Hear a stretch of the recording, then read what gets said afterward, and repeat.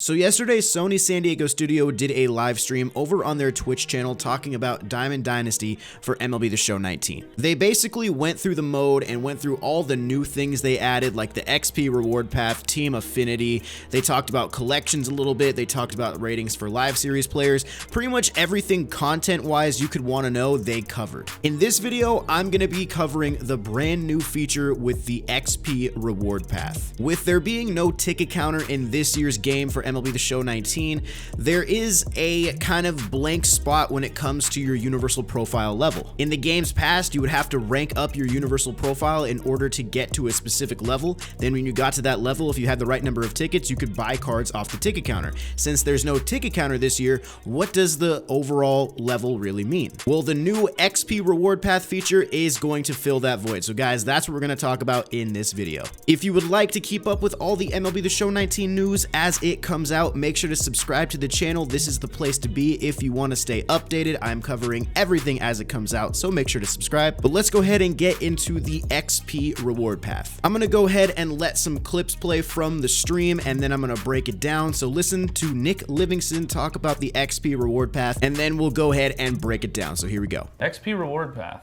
Play anywhere and earn XP. So you don't really need to focus actually on playing the game anywhere in that, spirit of flexibility, choice, player preference, and you're going to get a lot of good rewards. So let's go in there and check it out. So this is again, people for a long time, for good reason, have wanted your level to matter and have your level, give you some rewards, give you some unlocks. So we've done that here. Can we talk about those five? We will. Those five players that just came up. So as you can see right there, it says every 100 levels. So at every tier basically, right?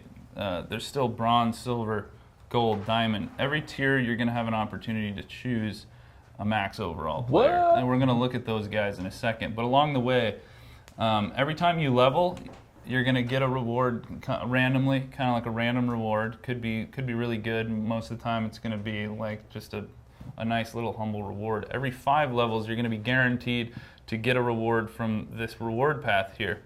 So a lot of these, most of them in fact, are going to be choice packs. You can just go through. So we have a bunch of exclusive gold flashback cards, good stuff in there. You're going to be able to choose from at certain intervals. You see a gold live series pack where you actually get to choose between a few randomly selected gold live series guys. You'll get packs, you'll get stubs, and we can just scroll through. So that's that pack there that you guys are going to get with the special edition, and you're going to get about 10 of these throughout all the tiers, and again, they are sellable, so you'll be able to choose what you want, or or repurpose it for like stubs to someone else that you want to get something else with. You're just going to see these big chunks of stubs right there. They're going to be thrown in, and then as the levels get increasingly high, it's just going to ramp up. And we'll scroll through the last tiers, but I mean, to be honest with you, only some of the most hardcore players are going to get to those final tiers, as you guys know from previous years. All right, so we'll pause here for a second. So basically, it's a pretty self-explanatory system. As you rank up and as you get to certain increments in your universal profile tier, you're going to get rewards. So in the past, basically, you had to be like a level 50 gold to unlock a card on the ticket counter. Now, with the XP reward path, you're going to get a reward when you're at like a level 10 gold, a level 15 gold, level 20, etc., and most of the rewards are going to be like choice packs. And not only are the choice packs going to be, for legends and flashbacks, there's going to be live series choice packs as well. So let's say you're trying to finish the Philadelphia Phillies collection and you don't have the gold JT Realmuto yet. If you get to a certain level in the XP reward path and you get a gold live series player choice pack, you might get JT Realmuto, and you can choose him out of that pack, and then you can go ahead and throw him into your collection. So having incremental rewards is really nice, because in the past there was really no point in having that level other than just trying to get to that spot for a ticket counter card. And last year, if we're being honest, the ticket counter was pretty obsolete, so there really wasn't a point in having a universal profile level. But now with the XP reward path, it is looking really nice. The other thing that is really interesting is every 100 levels you are going to get access to one of 5 99 overall Signature Series players. We'll talk about Signature Series in an upcoming video, probably this weekend, so make sure you guys stay tuned for that. But they do go over the 5 99 overall players, so let's go ahead and see what they have to say about these guys. Right.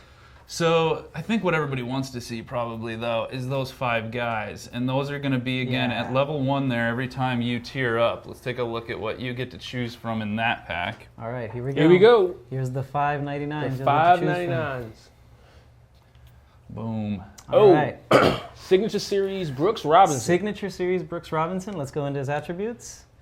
This is maybe the best fielder in the game. The best fielder in the game. It's the best fielding card in the game. Right? Definitely the best third baseman. And fielding matters this year. A lot. As you've learned from the gameplay. Yep. Y'all will see it next week. I'm sure we are going to learn, as soon as the game comes out, we are going to learn just how much fielding matters. Yeah, exactly. But if you want fielding, this is the dude. Yeah. And I mean, he can swing it. Like, let's not let's not take away from the fact that he's maxed out vision too. He's got almost max PCI size. So there's one.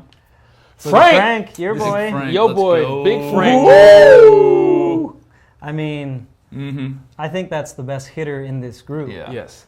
There's there might be one rival, but yeah, we'll see, right? But you're gonna take the hit in fielding, as you see from that. The hit, you taking a drop kick. But to it's the at throat. first base. It's at first base, It's which at first base. you can deal with that. But okay. Yeah. All right. Joe Morgan. Joe Morgan. Boom. We got the elite base stealing. Yeah. We got the elite fielding. His elite vision. Yep. And he can swing it too, like you said, and he's a lefty. And he's at second base. He's 5'7", which actually affects his strike zone. Small strike zone. His verse right is insane. So yeah. I mean, for a second baseman with that kind of speed. Let's go. Gwynn. Lance Leahy, where you at? Tony Gwynn. So here you can see the maxed out contact. That's what we all think of. Maxed out contact and vision. Exactly. And we all think of, well, at least I think, like no lefty righty really bias. You know, he was equally good against both. And then he had the elite speed and the elite defense. One of the best right field defensive cards in the game too as well. Lefty. This is probably the best defensive contact right fielder. One of the best. Maybe, I don't know. It might be actually, that split. there is a better one I know of for sure, but we're not going to show him. But there is definitely a better contact hitting defensive outfielder for sure, actually. And then Duke Snyder, rivaling Frank as maybe the best hitter in the group. Exactly. And he's the perfect counterpart, right? He's a lefty versus Frank being a righty. And he's in the outfield. He's in the outfield. But his splits, his verse right is a lefty, crushes righties. Yeah. But he's still serviceable in the field for sure. He's got actually totally fine in the field. 74 speed. He's got enough speed to track some balls down out there. Yeah. Yeah. So you'll see a bunch of stuff, and what you'll see is you'll see more and more diamonds. It just ramps up, and so there you get another max overall. Keep going. The longer you play, the better rewards you get. More stubs coming through, exactly. And again, play anywhere, and another one, and then once you're in the diamond tier, I mean, it's basically raining diamonds at that point. Like you just keep going, and it should be your profile is diamond level. Exactly, raining diamonds. Right? So like you just see how many diamonds. And actually then once you get to the end, that last one is 2 of those guys. So you get, at the very end, you're going to get those last 2 guys that you didn't pick before. Now, I guess important to note, these guys are not sellable, okay? So these max 99s, you have to earn these by playing the game. You cannot just buy these from somebody else. These are going to be, and the same thing actually there's a high diamond that is in between the max overall guys and the special edition. So the special edition diamonds will all be sellable. Anything better than that's at that high diamond level or that max diamond level, you got to put the work in yourself. You can't. There's no shortcuts on those guys. So man, those cards are looking insane. I really like honestly all of them. I think for my first pick, once I get to a level 1 silver after I get to a level 100 bronze, I am leaning towards taking either Brooks Robinson or Duke Snyder. The Frank Thomas is an amazing hitter, but if fielding is mattering as much as they're saying it is this year, I think having a guy like Brooks Robinson and a pretty much almost a 5-tool guy like Duke Snyder would be very beneficial. So those are the 2 guys I'm looking at off the rip. Down in the comments, let me know who you're looking at. But remember, Remember, you get these for getting to level 100 4 times, and then the very last time you're basically completing the XP reward path, you are going to be taking another one. So you're going to be getting all 5 of these players if you get to a level 100 diamond. So even if you take one guy, you don't end up liking him, once you get another 100 levels, you can take a different guy and you still get to keep the other guy. One thing Nick mentioned is that these cards are not going to be sellable.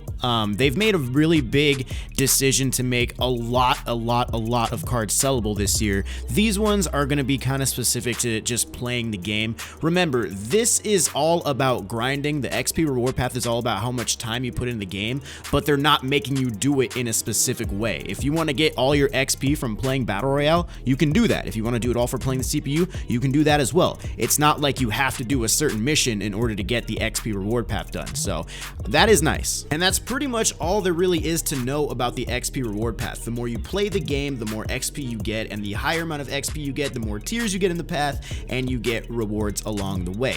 And there's a bunch of choice packs. There's the 30 Legends pack that you can get a couple times in there as well. And the higher up you get, the better the rewards are anyway. So the XP reward path is a very welcome addition in Diamond Dynasty for me. Let me know what you guys think down in the comments. Are you going to be excited about this? Are you not really going to focus on this too much? Are you going to focus on other things? Let me know your thoughts. But anyway, guys, drop a thumbs up on the video if you enjoyed it. Subscribe to the channel if you are new to keep up with everything. Hopefully you enjoyed. I will see you in the next one.